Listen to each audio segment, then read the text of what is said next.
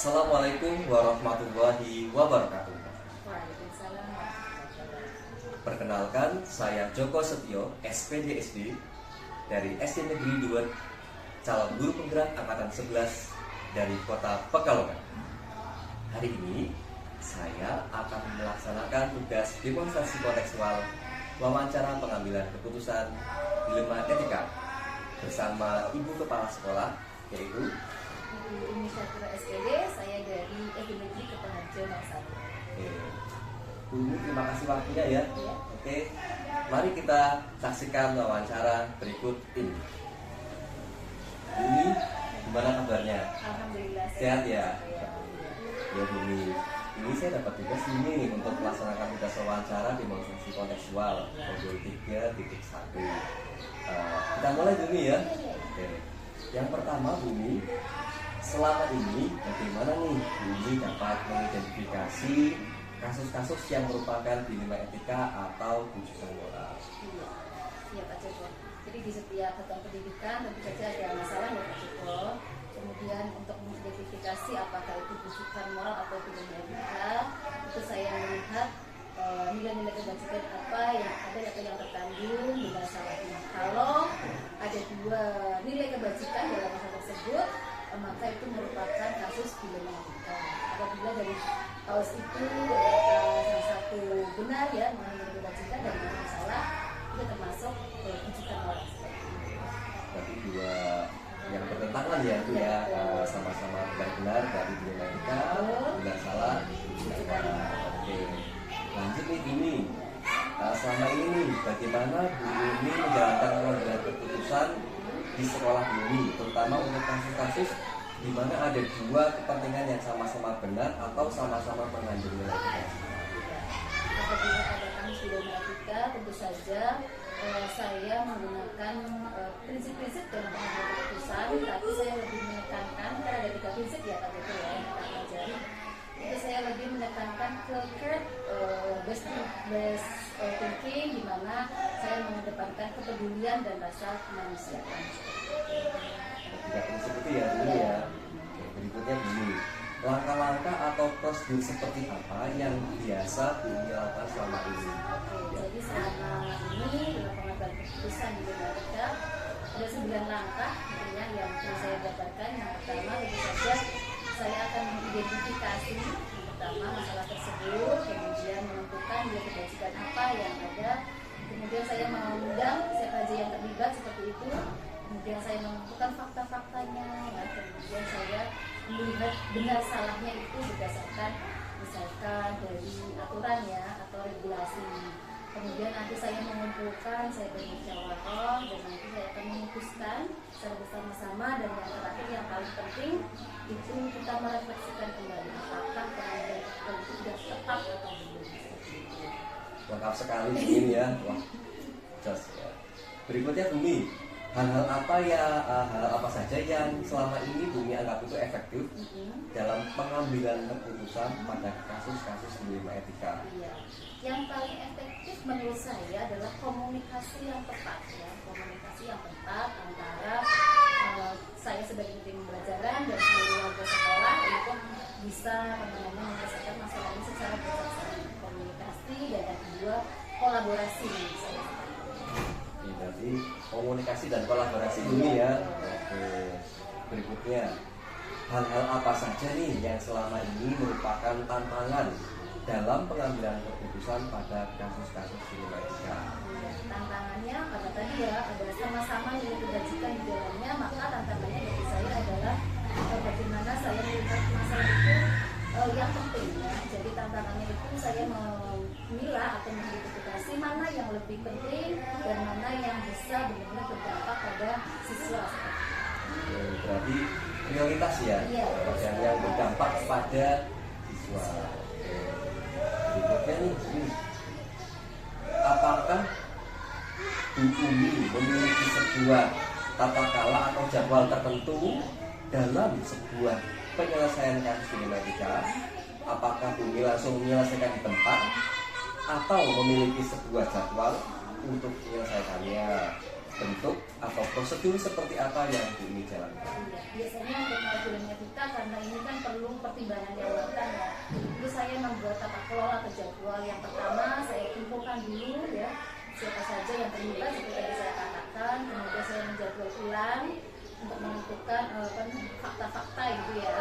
Kemudian nanti ada jadwal ulang untuk pengambilan keputusan, dan yang terakhir biasanya untuk refleksi saya juga meluangkan waktu seminggu.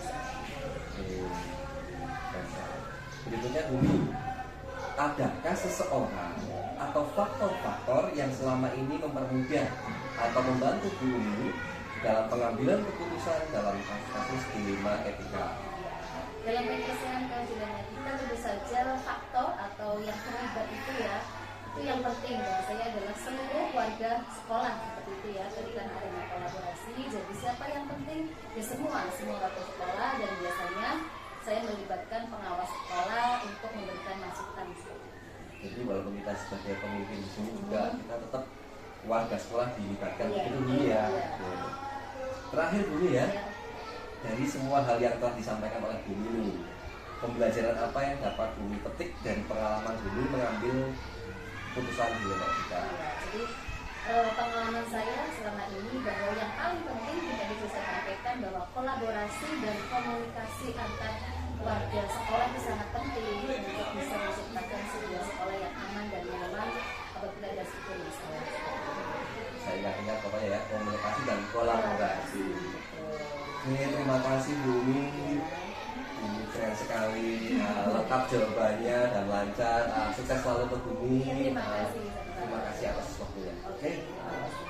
Demikianlah wawancara pengambilan keputusan dilema etika bersama Bumi Sagoro, Kepala Sekolah SD Negeri Kertojo 1. Terima kasih. Wassalamualaikum warahmatullahi wabarakatuh.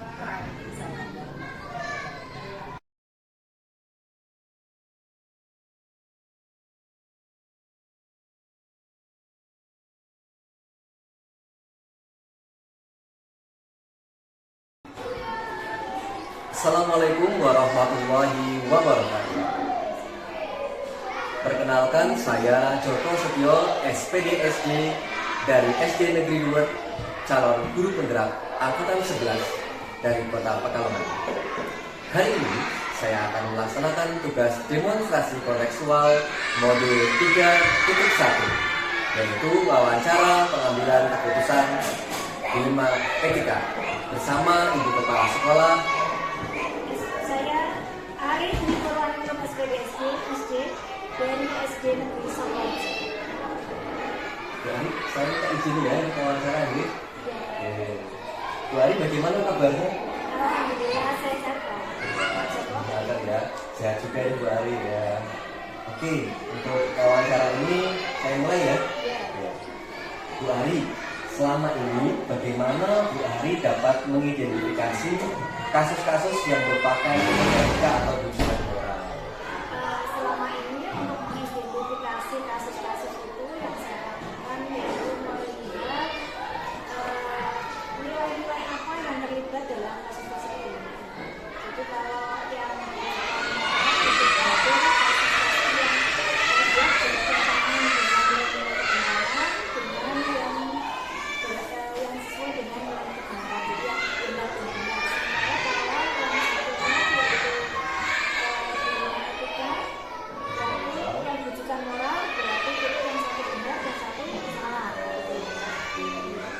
Nilai-nilai bertentangan benar-benar, rujukan moral, benar salah ya Bu Ari ya. Berikutnya nih Bu Ari, selama ini bagaimana nih Bu Ari menjalankan pengambilan keputusan di sekolah Bu Ari, terutama untuk kasus-kasus di mana ada dua kepentingan yang sama-sama benar atau sama-sama mengandung nilai kebajikan? Untuk kasus yang nilai kebenaran ya sama-sama benar gitu ya, sama-sama baik, itu saya lebih mempertimbangkan dampak yang terbaik pada murid. Jadi keputusan yang diambil itu adalah apa yang bagaimana yang dampaknya yang terbesar yang baik untuk murid. Jadi antara dua itu kan mesti dampaknya akan berbeda. Jadi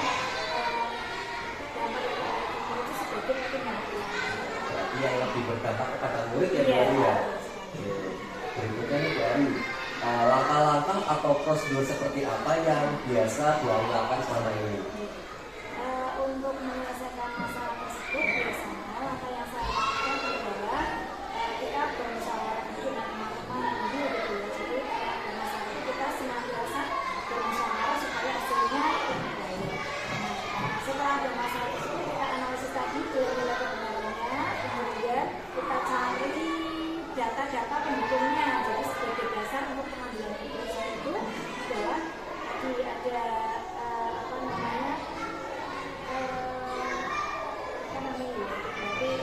fakta-fakta yang mendukung untuk pengambilan keputusan tersebut.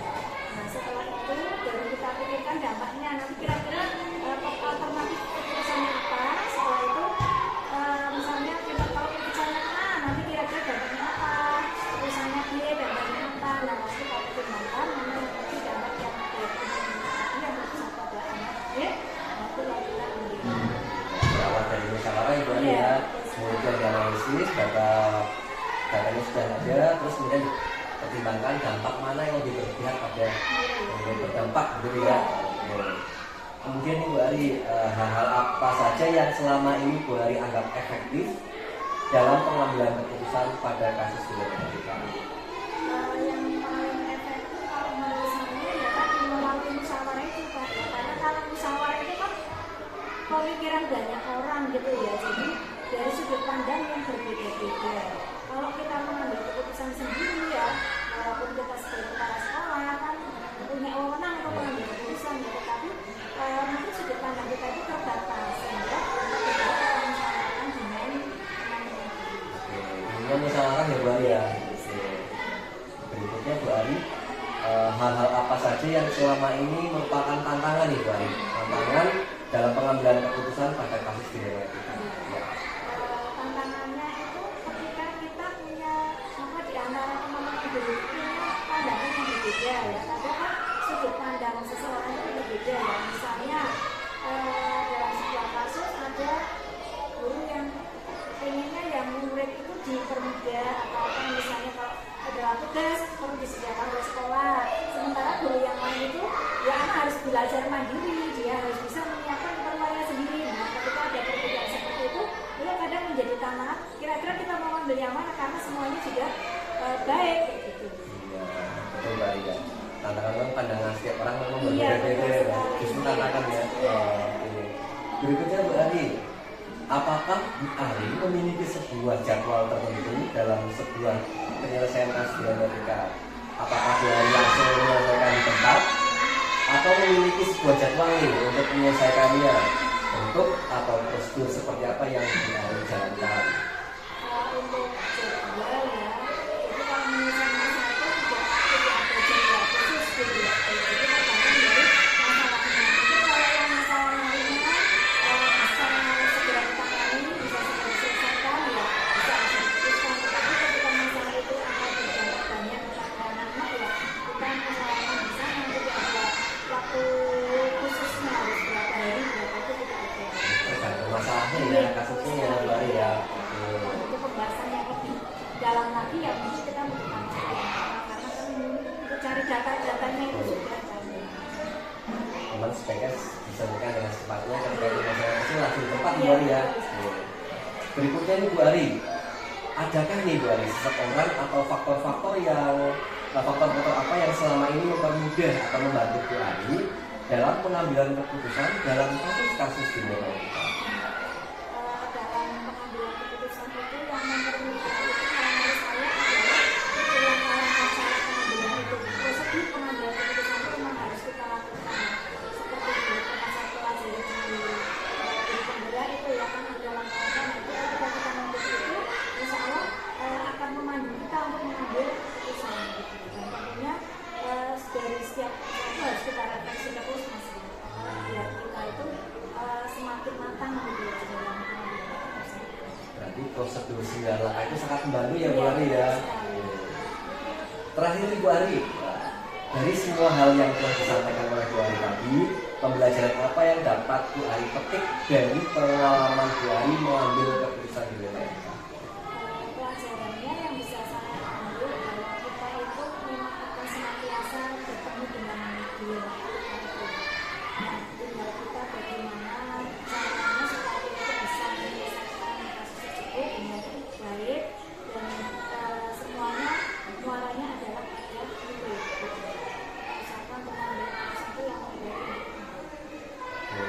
Wah, banyak sekali pengalaman yang saya dapatkan hari ini bersama Bu Ari. Terima kasih Bu Ari atas waktunya. Maaf mengganggu ya Bu Ari ya. Sehat selalu untuk Bu Ari, sukses selalu. Amin. Demikianlah wawancara pengambilan keputusan dilema etika. Terima kasih. Wassalamualaikum warahmatullahi wabarakatuh.